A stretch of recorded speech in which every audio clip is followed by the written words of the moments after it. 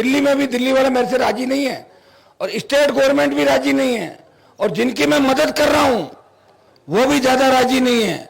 वो इसलिए राजी नहीं है कि इसकी पॉपुलैरिटी इतनी क्यों है, इतना लड़ क्यों रहा है, ये रात और दिन भाग रहा है, ये जगा रहा है, इसकी नई पार्टी है, यार ये पार्टी बना क्यों घूम रहा, हम तो नहीं बना पाए पार्टी। तो उनको और जो अभी सौभाग्य योजना दिल्ली चली गई थी वापस, इस सरकार की गलती से सरकार के अंदर घमंडी अफसर बैठा था, उन्होंने कहा क्यों करो, तो जोधपुर अजमेर का पैसा दिल्ली चला गया।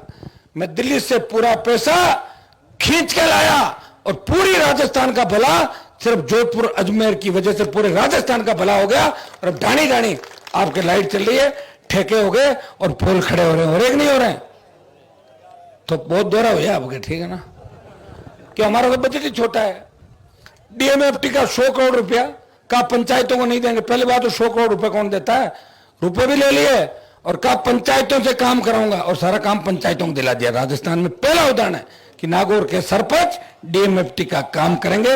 मैंने कहा पीडब्ल्यूडी और दूसरी एजेंसी नहीं करेंगी, हमारे भाई करेंगे, जनप्रतिनिधि करेंगे, चाहे वो किसी भी पार्टी के, वो जीत का है, उनका हक और अधिकार है। ऐसा कोई वर्ग नहीं जिसके लिए मैं नहीं लड़ा।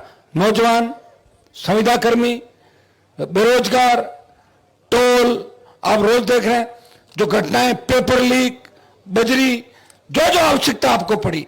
मैं तो ये भी कहता हूं, आपके इस इलाके के अंदर, मैंने विधानसभा के अंदर कहा था, मैंने कहा इलीगल माइनिंग कुछ नहीं होती।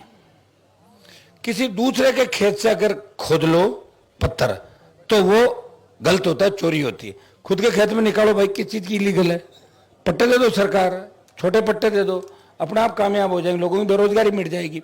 ये प्रयास मैं कर रहा हूं, सारी चीजें मेरे हाथ में नहीं, आप भी जानते हो कि मैं जाते हुए देखा क्या आचार संहिता को, उठते हुए थोड़ी देखा था। कागज दे दो, अभी भी है, जितने दे दो सारे, कोशिश कर लूंगा। मेरे को लग रहा है कोई दिल्ली का कंप्यूटर भी खराब होगा, कोई दिल्ली से नहीं आया 200-400 करोड़ की, फिर हमारी वो एमपी क्या कहेगी।